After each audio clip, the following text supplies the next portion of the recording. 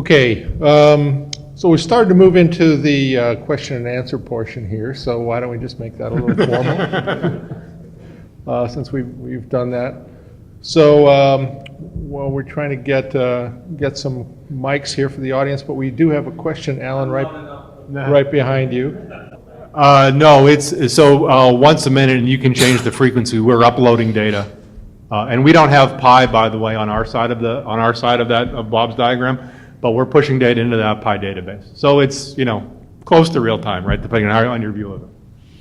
It's real time enough, right, to make the decisions we want to make. Let me put it that way. Okay. It's fast. Well, maybe I'll give you my perspective from the operations standpoint, and then Bob can speak to the IT piece of it.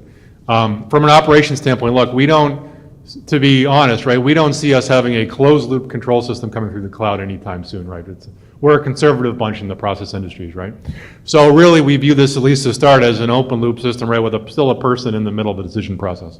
So if I lose data, it's not the end of the world. If I have a process in place to aggregate that data on the lower level, so that when that connectivity is reestablished, I can push it back up in the system, that's okay. So that's kind of the way we view it.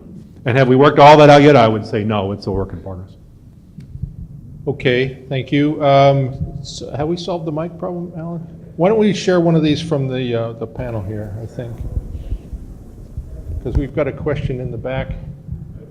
Yeah, this sounds better, thank you. What seems important for me to mention is that I have been following a EU-sponsored project called AutoProfit. And that project works at the other end of the spectrum. It starts with model variable or model-based predictive control and real-time optimization, and looks at the question, how can we maintain and update those more autonomous way that makes maintenance cheaper. Because it's already very expensive models you're trying to deal with today, but it's even more expensive to update them and to make sure that they remain calibrated with the process and remain functional and do the right optimization. And so it seems to me it would be very interesting that you combine forces, especially since they have done a lot of work to maintain. And maybe those workflows could be useful for creating a model. There is a lot of No, that's great. I'm all for that. What you guys say is absolutely true. That for this discussion, we try to separate sort of the IT aspect, right, from the process modeling aspect, which is really what you're speaking of. And I agree that there's still a gap in the process industries of sometimes it's because of lack of measurement, sometimes it's for algorithmic reasons, but there's still a lot of opportunity around. How do you maintain robust online models of any chemical process, right? So I'm all for it. I'm all for anybody helping us with that problem. Hi, Lee Richards, Owens Corning. You'd mentioned not closed loop, open loop only, and you mentioned that process industry folks are very conservative, so I can definitely relate. But I wanted to explore the closed loop piece. Are there plans you have with the DOE testbeds to at some point address closed loop, so i.e. writing back, so not just remote monitoring, but remote control? And what are your biggest fears? Two of mine are a combination of security and lack of determinism. Do you share that, and are there others? Thanks. So to answer your first question, within the context of the DOE grant, there is not an expectation to do closed loop control, because we figured it would be enough to get as far as we're trying to get in that process. So that's some future work. I agree with what you say. Having said that, I do think where we can go, it's very difficult in my simple mind to see us doing primary level control in the cloud where you have second by second response times required often, right? Whether it be for safety reasons or whatnot. Now, the second layer in the pyramid that I showed, right, was the model predictive control, or the more sort of advanced control level, where now your decision is maybe once every minute or once every couple of minutes. And that's where I could see us starting to experiment with doing it at least in a private cloud, right? And we still have to manage the security aspects, but doing it within a private cloud, again, to lower infrastructure costs as well as maintenance costs at the plant. And then, because if that system does fail, then the primary control system should, in theory, still be in control of the plant and not have something really bad happen, right? So that's really how you have to look at it. That's the way we look at it anyway, but we're not there yet. So Lee, I'd just add on to that. Clearly, cybersecurity, it's a showstopper if we don't have that one solved. But the other part that really worries me is bad data. So maybe in oil and gas or chemical, they can actually trust their sensors. In food, I wouldn't trust a sensor that I have. The calibration, the maintenance records, all of that kind of stuff of that data. So we can build nice models, but it's garbage in, garbage out, right? So we'll have an ecosystem that can act on things really fast and not understand that the data was just off in the first place. So how do I deal with drift? How do I deal with calibration issues? How can I ensure that the stuff is right every single time? I don't think we've mastered that from a maintenance standpoint. At least in our industry, in the food industry, our maintenance capabilities on instrumentation is not what it needs to be. Just want to add to one more comment on the closed loop side of it. I mean, when we talk about closed loop control, we typically think of, the millisecond level closed loop control. But I think closed loop control can exist at different levels as well. So if you go to a slightly higher level, where you're either controlling a batch, for example, or even at the minutes level, where in the rolled products business, if you go from one coil to another, right? So how do you change your mill setup to react to something that happened on the past coil, and you're making adjustments to your model parameters, more like it. So I think in that scenario, this sort of a platform would be perfect, because now you're actually taking data, you're massaging it, you're making some decisions, and you're feeding it back to a lower order model to act on it 10 minutes later, not necessarily in moments. So I think there are some applications like that. Okay, very good. All right, we have another question right over here. Yeah, I have a question about the architecture. I've seen a lot of data flows between applications, but to enable plug and play interaction of different MES layer applications and controls applications, doesn't there need to be some fundamental data modeling and data structures in place?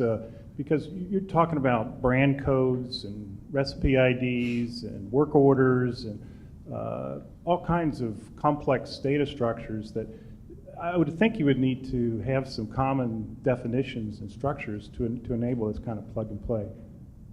Absolutely. You need a data dictionary. You need a entity model. You need to explain all of that stuff. So we're starting that journey. So if you've got the answer, please let us know what that is. We're working with a couple organizations that have done a lot of data modeling, a lot of data defining. But that's at the crux of all this. You can't get context without understanding the model.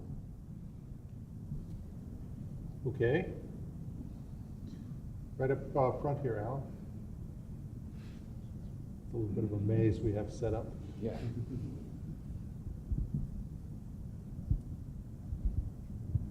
Jeff Wood from Alcoa. Is the ultimate goal of this to create an open standard that all the tools that are out there today can know, love, and use? Or is the ultimate goal to create some kind of an open system that everybody would evolve to? Trying to understand the open concept. I would answer it the latter. An open system that people could plug in with.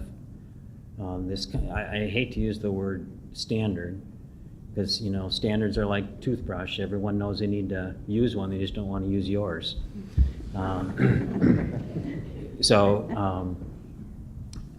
I think what we're trying to do is really figure out an open structure that we can plug things into, right? So we're not going to reinvent the $60 billion worth of assets that are already sitting there. We're not going to compete with the Schneiders and the Emersons and the Rockwells and the Siemens. They're going to go do their thing, and they're going to continue to do their thing. This is on top of all that, right? This is really trying to glue this stuff together for these value-added applications that we want to be able to plug into, so we don't have to build 1,000 more platforms and application infrastructures for those applications.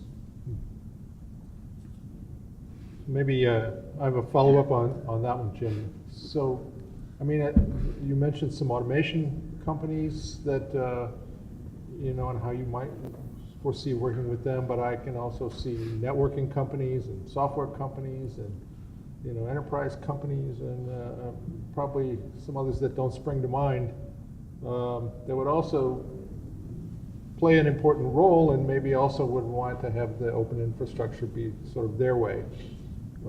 How do you anticipate working with all those?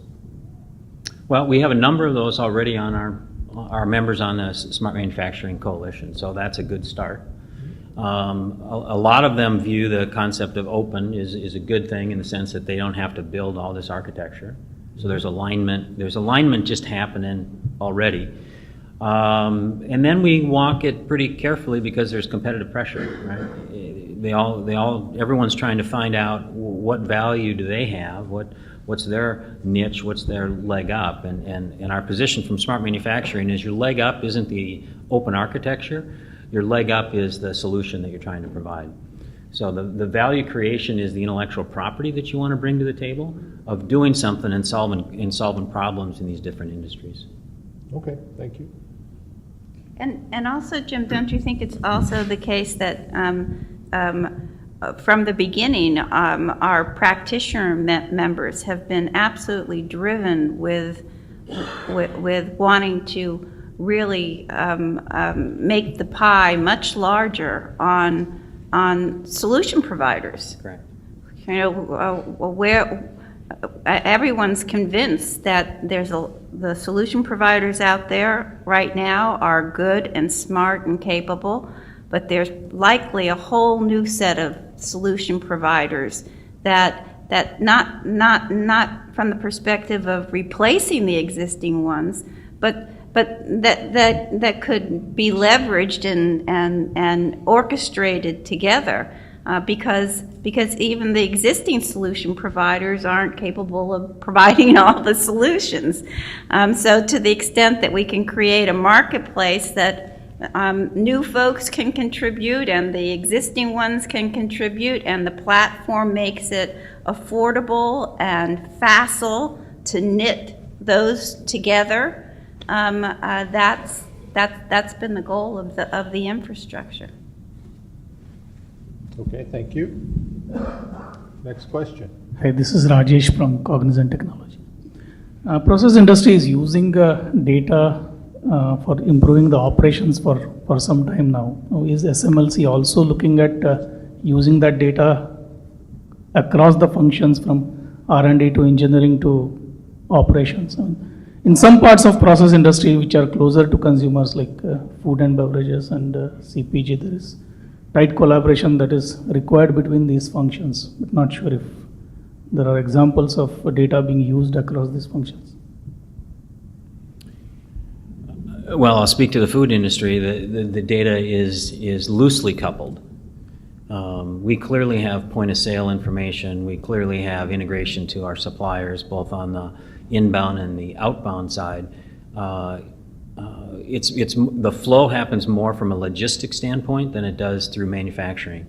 So if there's one kind of almost like a gap, the flow goes through logistics, and then there's manufacturing. You skip over that, and then you go back over to logistics. So what happens in the factory is not really connected in our business. The flow of ingredient is relatively connected, but the factory, the transformation of the ingredients to the finished product is a disconnected state.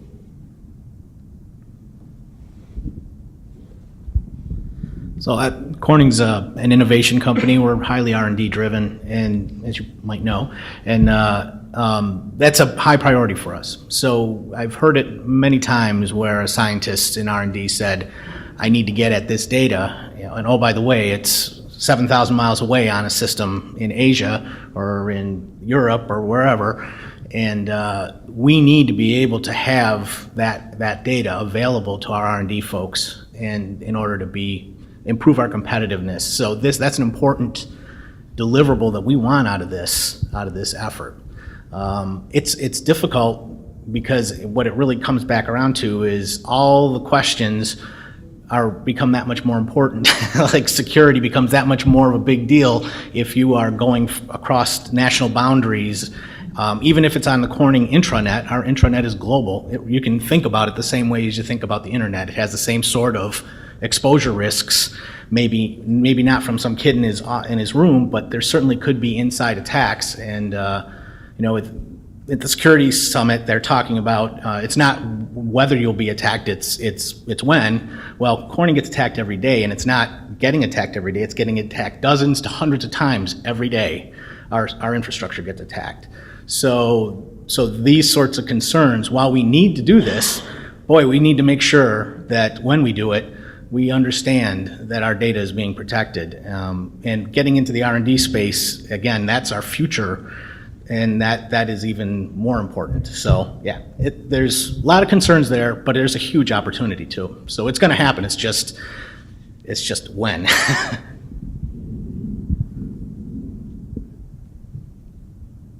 Okay. So I think that's about it for questions. I'd like to make one observation here before we wrap up, and that is, for me, a common theme among all these presentations that we've seen is, jump in and do it. We know we can sort of see where this is going. We know there's going to be a big payoff. We don't exactly understand all the details and all the particulars, but we are finding through real experience and through test beds and through activities like this that there's a lot to be had here, and it's real. So I encourage you all to jump on board and jump in and do it.